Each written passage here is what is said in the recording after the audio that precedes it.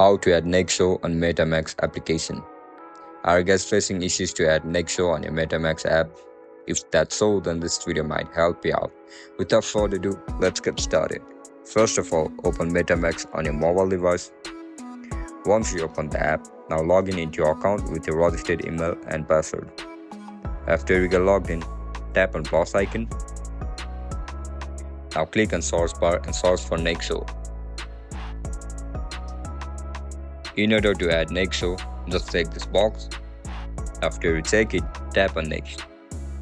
You can see the option for import, tap on it. As soon as you hit the import button, NEXO will be added on MetaMask application. And that's it guys, that's how you're gonna add NEXO on your MetaMask application. If you guys found this video helpful, don't forget to like, share and subscribe to our channel. And if you guys have any issues regarding NEXO, make sure to comment down below so that I can help you out. I'll catch you up in the next one. Bye bye.